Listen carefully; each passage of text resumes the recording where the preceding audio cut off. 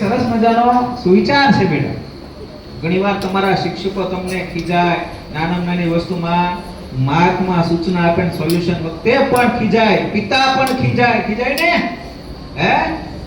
તો એક સુવિચાર સરસ મજાનો છે, આ ગુજરાતીમાં તમને કહું છું.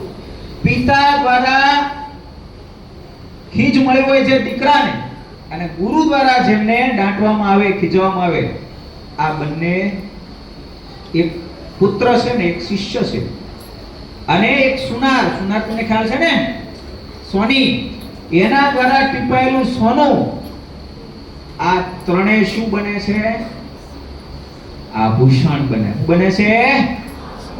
એક પિતા દ્વારા જે બાળકને ખીજ મળી હોય, એક શિક્ષક દ્વારા જે શિષ્યને ખીજવામાં આવ્યો હોય, અને એક સુનાર દ્વારા જે સોનાને ટીપવામાં આવ્યું હોય, આ ત્રણેય શું બને? આભૂષણ બને. તો તમને જ્યારે કોઈ શિક્ષક, તમારા કોઈ માતા પિતા નાની વસ્તુમાં ખીજાય, ત્યારે સદભાગ્ય સમજો, દુર્ભાગ્ય? સદભાગ્ય ને.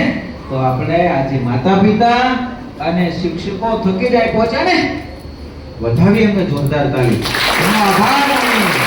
તમે નાની વસ્તુથી એમને રજૂ કર્યા, ત્યારે એનો નિમિત્ત નથી.